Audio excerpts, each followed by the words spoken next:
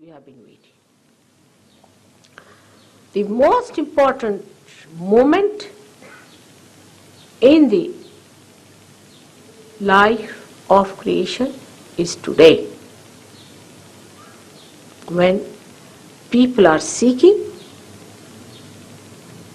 and Sahaja Yoga is manifesting on a mass scale.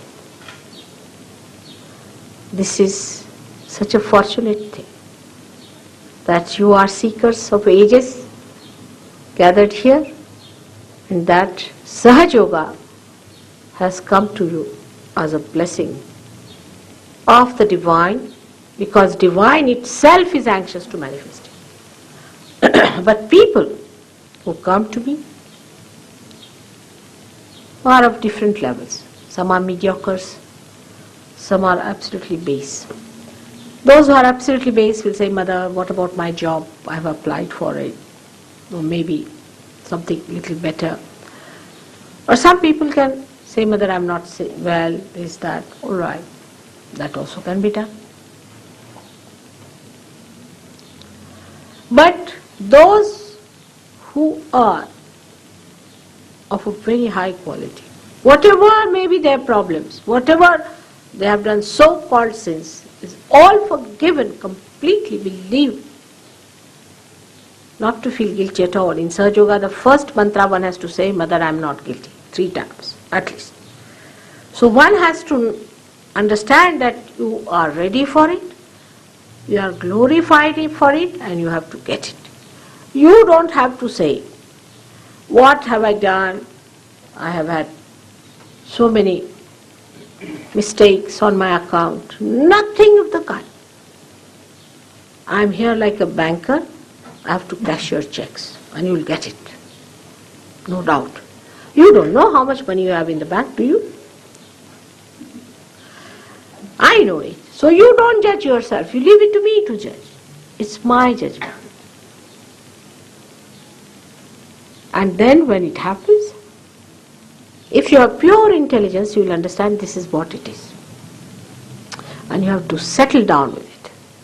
Of course, you can't pay for it. I mean, it's all absurd ideas. We can pay for it, how long we have to say it. There should be an organization. We have no organization, you know it very well. We cannot organize God. We cannot organize these things.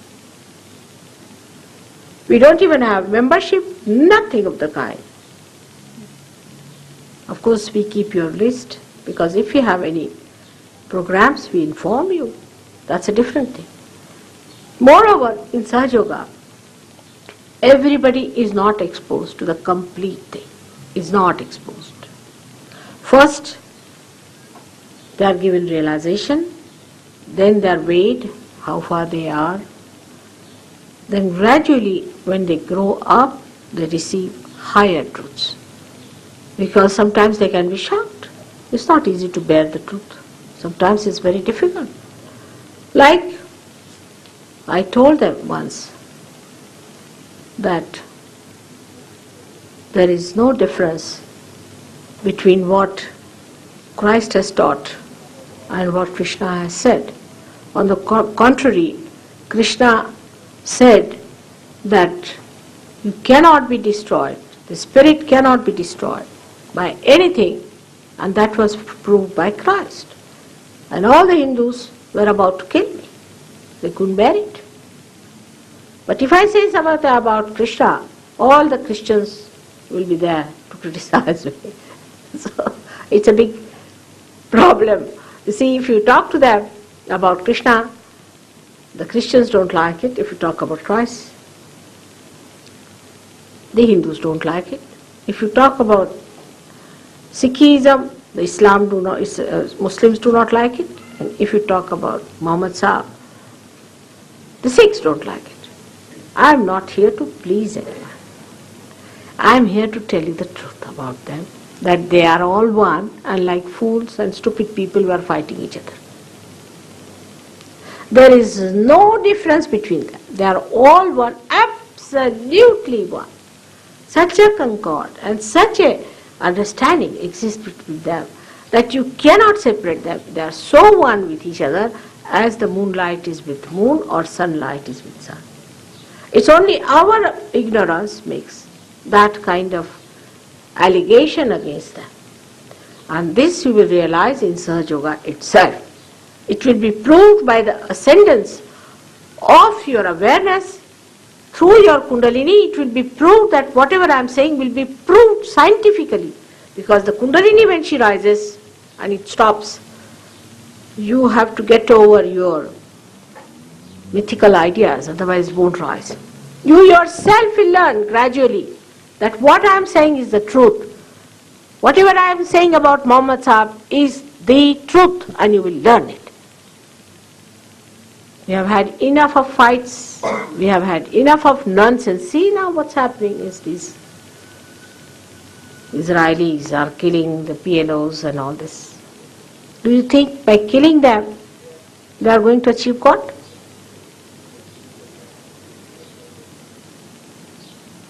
These false ideas all have to go.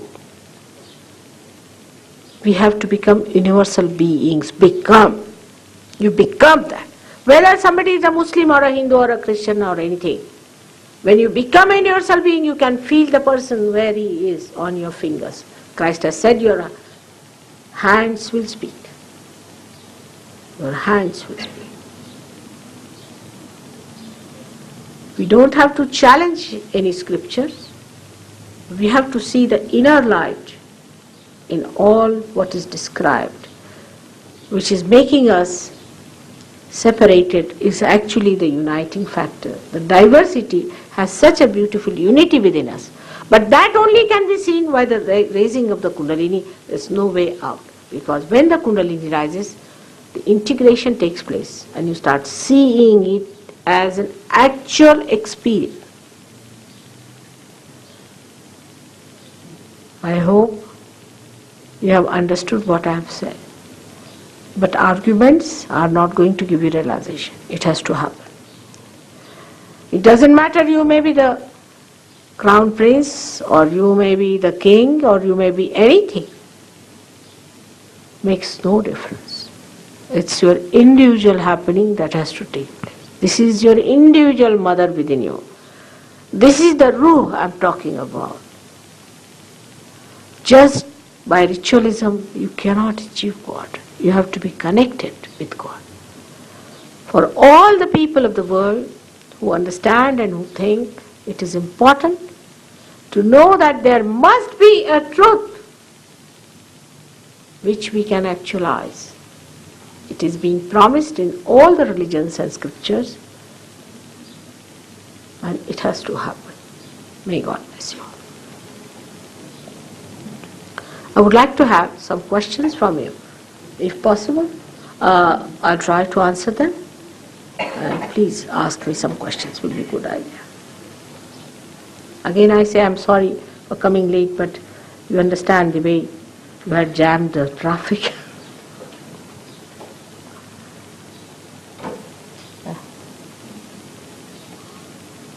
Yes, please? Could you compare your yoga with Hatha Yoga and Raja Yoga? Oh, I'll tell you about that. Thank you.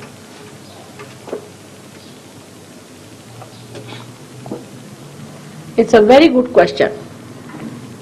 It's about Hatha Yoga and Raja.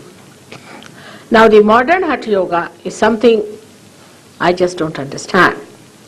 But Patanjali Shastra, the one who has written Hatha, that is Hatha is nothing but your these two nadis which these must have described to you. And there are Ashtangas, means there are 8 aspects of Hatha Yoga according to Patanjali who has written it. The most important and the primordial and the first one is Ishvara Pranidhana, means the establishment of God within you. Now in these acrobatic things that we do, we have no idea of God, we never talk of it. Forget about God, only you have to thin down, that's all. Because they all want to be actors and actresses, you see. They don't want to be yogis. It's a different style of things. It was Ishvara Pranidhana. First you must get your realization. Out of these 8, one is Yama Niyama. In the Niyama, there's only one for physical exercises. That too, depending on where the Kundalini is. We also use Hatha Yoga in a way. Supposing Kundalini is stopping at a point, at a certain center, due to physical problem, we do a little asanas which are necessary or some exercise to do it. But that's a very different thing. Modern Hatha Yoga is like this, that supposing I have to come from London to Birmingham, alright? I don't start my car, nothing, but I turn it to the left and the right, standing there, static, you see. And I think I've reached Birmingham. Only I have the map, I'll go right, left. Or even worse than that, I would give an analogy. It is like taking all the medicines together without knowing what disease you have got. It's very indiscriminate. None of these teachers have realization. How will they understand the importance of Hatha Yoga? I don't understand. In India, a guru is the person who is a realized soul. He could be a Muslim, he could be Hindu, he could be anyone. But he has to be a realized soul to begin with. Brahmin is a realized soul. Now these days the Brahmins can be kept as cooks. So the whole concept is so superficial, today's Hatha Yoga. Then Raja Yoga is now. So you understand, Hatha Yoga is a thing. The beginning of Hatha Yoga starts with Sahaja, where it is established. But Hatha Yoga is a subsidiary thing. Wherever we need, we can use it. Wherever we need the part of it, we use it. The second part is the Raja Yoga. Raja Yoga is another misconception people have got. That when the Kundalini rises, you must see this is a tremendous happening that takes place in the Kundalini, rising from that upwards. It's not towards the gravity, it's moving upwards. So to happen this, there must be some happenings taking place. For example, when it rises suddenly, you see, when it crosses the second center, it goes into a kind of a augmentation there, so the Kundalini doesn't fall off. That is called as bandhas. These bandhas, this is the augmentation, we can say the closing of it. Then it goes higher, it starts closing this. It comes to the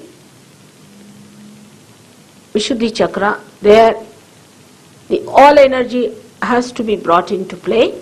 So there's a kechari happens, that the tongue little bit put in. But you won't feel anything, it's so fast, it's so quick you won't feel it. I mean, I cannot give another analogy like that, that even if you say concord, I mean, you do feel something about it. But supposing if you have a plane that you just board in and you are there, it's a split of a second, the Kundalini can just shoot off. So you don't feel any of these things. Like the whole earth is so big, but you don't see that it's round. The circumference, in relation to thing that you see, is so small that you don't see it's round. In the same way, the Sahaja Yoga is such a quick method of Kundalini rising. I mean, there's no other method. But today's Sahaja Yoga, I should say, is so fast that you don't feel anything, but happens. Your eyes also get dilated.